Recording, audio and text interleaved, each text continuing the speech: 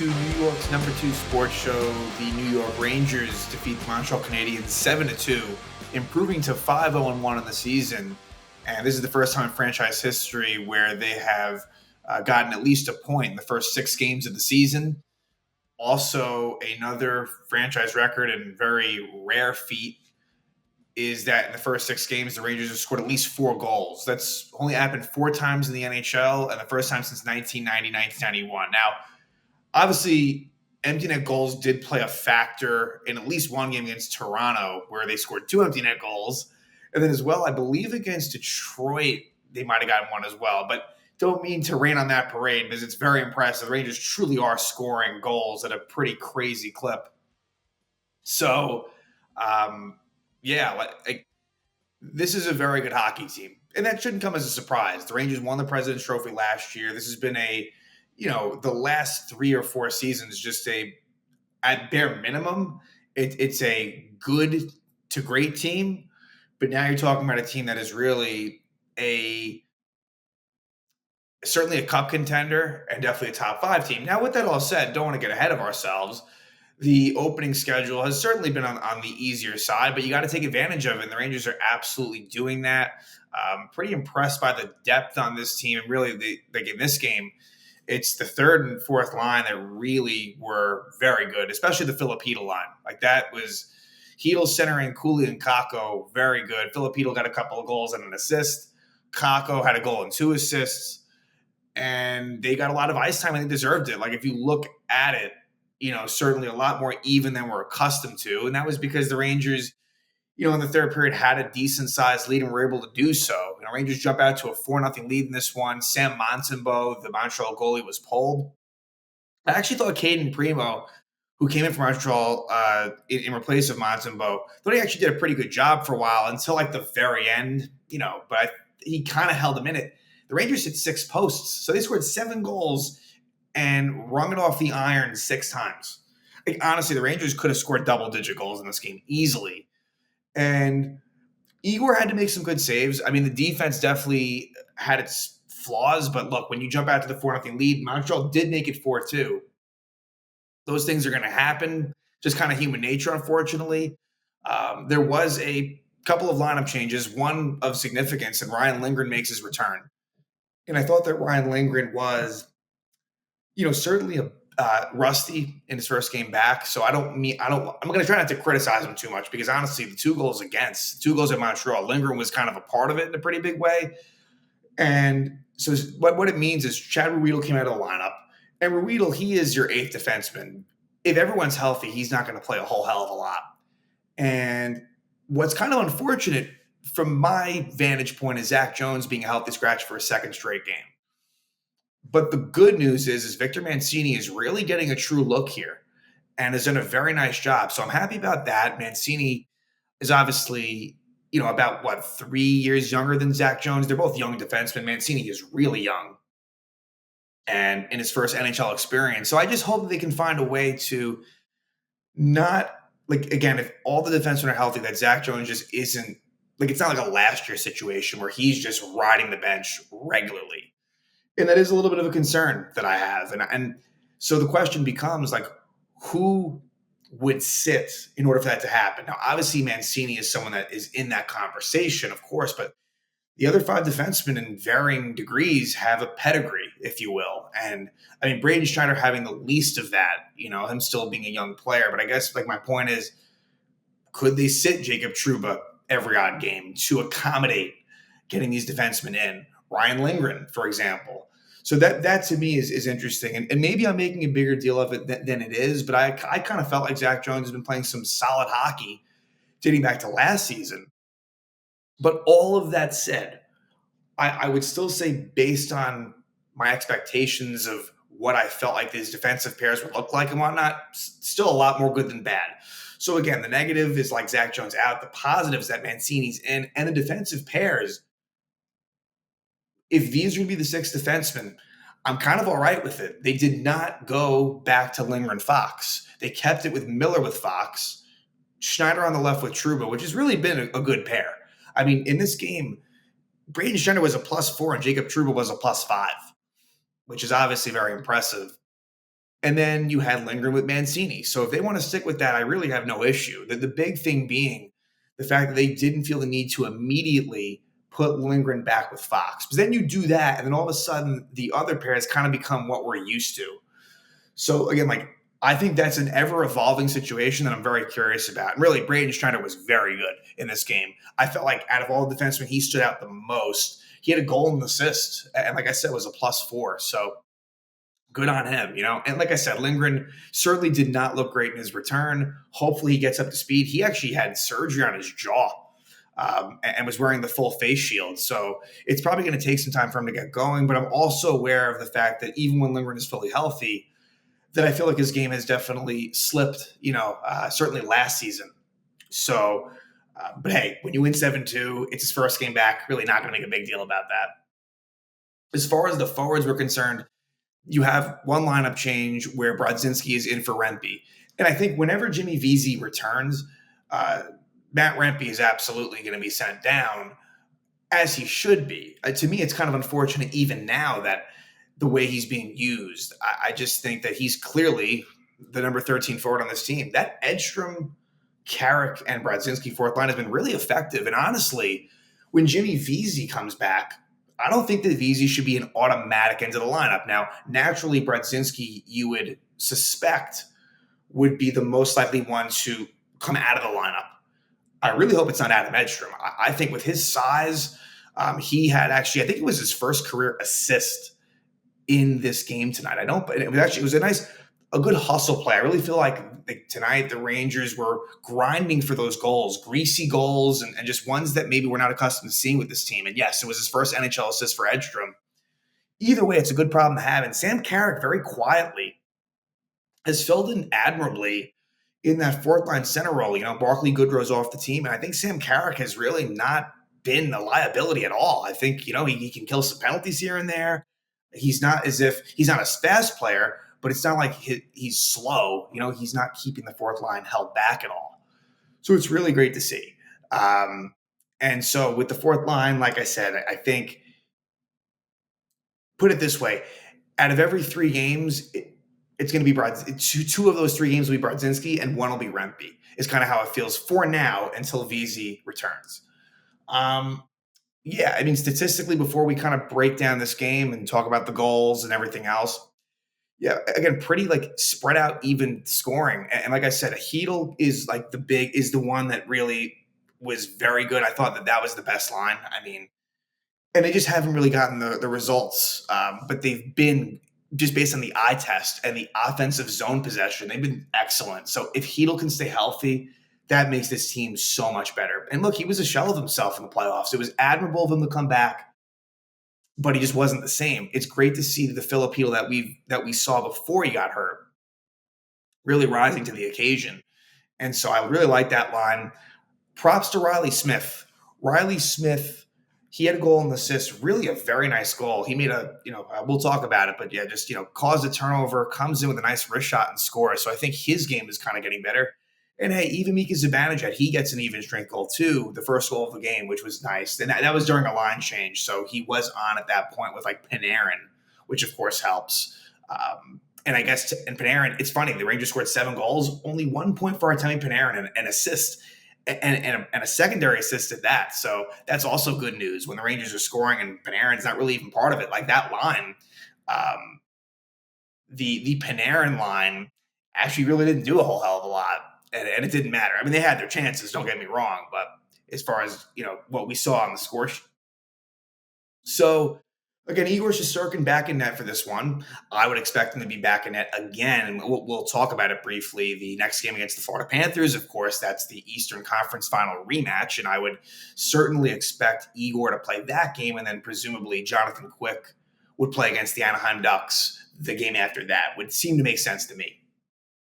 So right away, and this tonight was the Frenzy night, where Frozen Frenzy, I think is what it's called, 16 games. They should really do it more often with staggered start times. I think that they did it once last year. I think it's only once this year. They should definitely implement that a little bit more. It can be done. You have 32 teams in the league. I understand it's not the easiest thing, but I think that, it's a good concept. But anyway, Mika Zibanejad scores 54 seconds into the game, his second goal of the season from Fox and Panarin. Really nice passing play. And this was one where Trocheck leaves the ice and Mika comes on. It was the Panarin line that started it out. And it was Panarin goes into the zone, finds an open Fox, and a really nice pass by Fox and Zibanejad, with a great snapshot and scores. It's just we don't see that often enough. And it is kind of interesting, the fact that on this play, it did involve Panarin, so it's something to think about. It's not making me think that they should make line changes, obviously, but maybe if the time did come to mix it up, maybe that would help Mika get going as far as offensive goal scoring, even strength. So that makes it 1-0 Rangers right there. And they continued it on because at 2:05, so just a little bit more than a minute after the Mika goal, Johnny Brodzinski scores his first goal of the season from Edstrom and Schneider. And what happens here is this. Braden Schneider flips it out of the zone. It was going to be an icing, but great hustle by Edstrom to beat out the two Montreal players. And then he very deftly finds Brodzinski in front, and Montembeault kind of turned the wrong way. And so Brodzinski just rips it into basically an open net. So again, give Edstrom a lot of credit. That's a goal for the fourth line, and it makes it 2-0 Rangers at that point. And then at 6:40, Riley Smith scores his second goal of the season unassisted. So this is a great play. Riley Smith is able to poke check it away from the Montreal defenseman. Then he goes in with some speed, some room, and he is able to score past Montembeault. And in that moment, I'm thinking, that is a really good sign. If the Rangers can get that type of Riley Smith, who really has been a very good player in this league, obviously older in age, no question about it, but this roster right here, right now, it seems better than the one that we saw last year. Certainly at this point in the season last year, when you're playing the likes of Blake Wheelers and Nick Boninos and Tyler Pitlicks, and even more than that. And then the roster kind of got a little bit better, but I would even say that this iteration even seems better than the one that we saw in the playoffs, without a doubt. So that makes it 3-0 Rangers.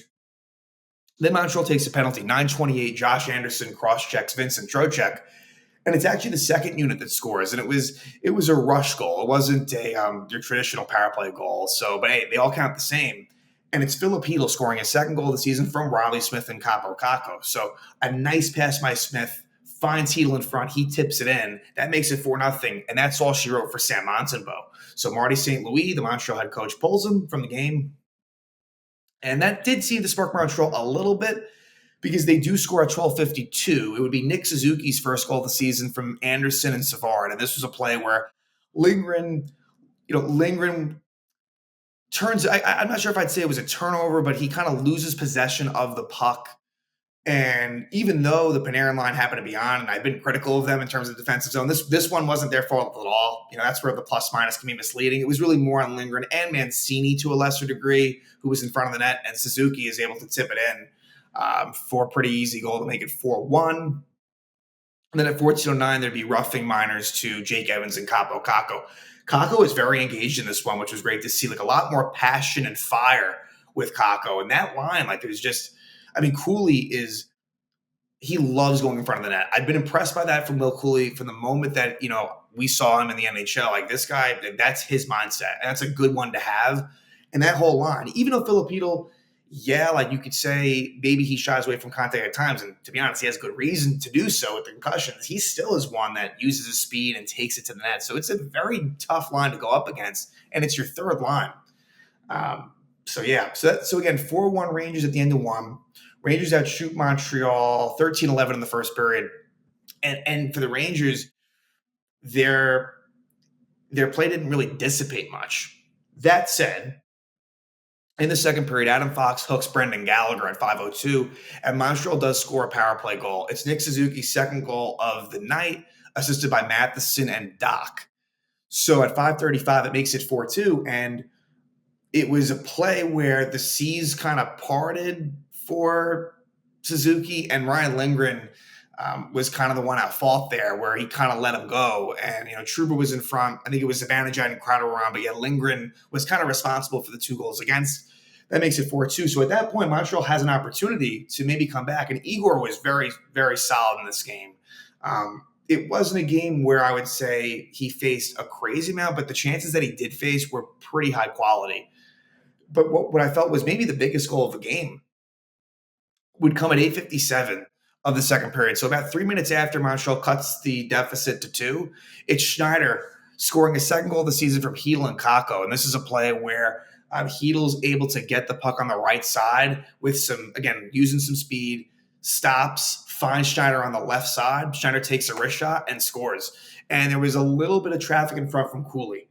And I've noticed that a lot too, where he seems to be in front when a lot of these goals are happening. I mean, for Caden Primo, it certainly wasn't the worst goal that he gave up out of the three he gave up tonight, but maybe one I'd have to see it again. It seemed like he was able to see it, but there was a little bit of traffic in front.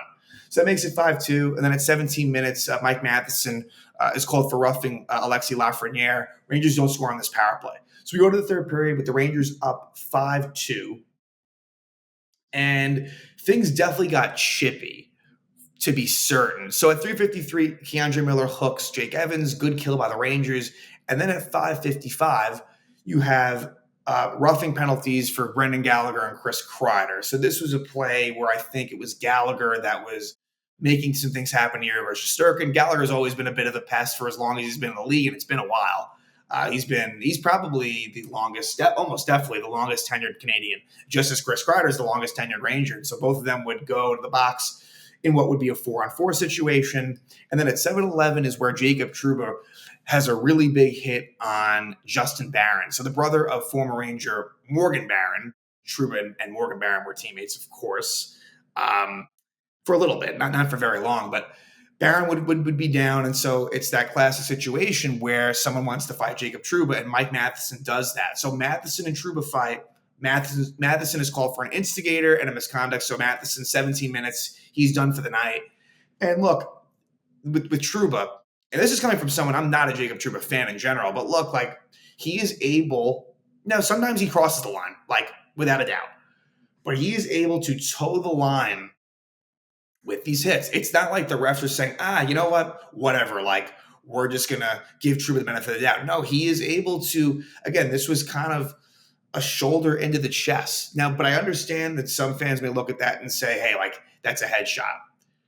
I'm not gonna disagree if you feel that way. All I'm saying is that for as much as he has these big hits, he does a pretty good job of at least not making it completely egregious looking to the point where it's obvious. I'll concede on that. So for Trouba, it's a big part of his game. It does lead to the Rangers getting a power play. They don't score on it. But Montreal, the Rangers would take a penalty at 13:21. Will Cooley slashes Cole Caulfield. Rangers kill it off. And again, the Rangers special teams have been really good so far to start the season. We know that that's also a strength of the team.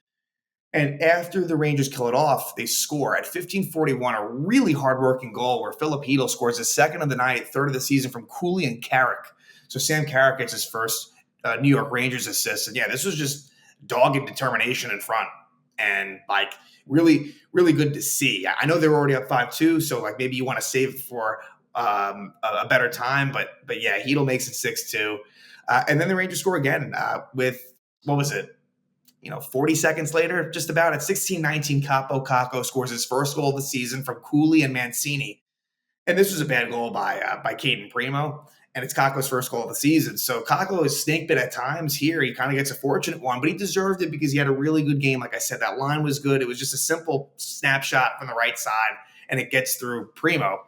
And I will say Chytil had many of chances to get a hat trick, whether it be just hitting a post earlier in the game or late. Like I was hoping for that, but it didn't happen.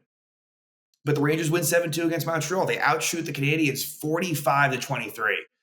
So 5-0-1, 11 points out of a possible 12. And now the Rangers will head home. So a very successful road trip in which they go 3-0, defeating Detroit, Toronto, and Montreal. And now they will head home to take on the Florida Panthers, who are coming off of a 5-1 loss to Minnesota. So this is going to be interesting. Now, Florida is without Alex Barkov, who is really their most important player. So in terms of what version of the Panthers you're getting, I'm not sure, right? And so this pales in comparison to the Eastern Conference Final. It's not as if the Rangers, the Rangers have gotten any type of revenge if they win. But with how well the Rangers have played this season and the fact they still haven't lost a regulation game yet, it would sting a little bit if Florida were to deliver the Rangers' first game where they don't get any points. And so this one for me is definitely one of the more interesting games of the season. Obviously, you have the first game, opening night's always fun, and the home opener too, and obviously that Toronto game. But this Panther one is definitely one. It doesn't have Barkov, and I'm not sure the rest of the Panthers injury report, I guess, but I think that this is one that's going to be interesting for the fact that Rangers Panthers was the matchup last year. And I think that would it shock anyone if it kind of happened again in the playoffs? Probably not. These are two of the best teams in the league, and we'll see what happens. So yeah, the Rangers head home for a couple of games. Expect to see Igor Shesterkin in net versus the Panthers and Jonathan Quick versus the Ducks. That would be my assumption. But yeah, Rangers have really been one of the best teams in the league to start. 5-0-1. It feels as if in some ways it's a continuation of last year's regular season. You win the President's Trophy. Obviously, the Rangers put up a lot of points last year, but this is a really good start. Peter Laviolette has the team playing hard. I was kind of skeptical. I felt like, okay, coming off last year, you may not get the same sort of intensity and preparedness, but they're doing it, and it's been great to watch. So in this game, Rangers jump out to that 4-0 lead. Montreal cuts it to 4-2, but the Rangers win 7-2. They were by far the better team. It was really domination from the Rangers to Montreal, and very good to see production from all four lines. Mostly the third line, but as well the fourth line. So, yeah, Rangers 5-0-1, and they will head home after a successful road trip. They will head from Montreal back home at MSG. They will take on the Florida Panthers.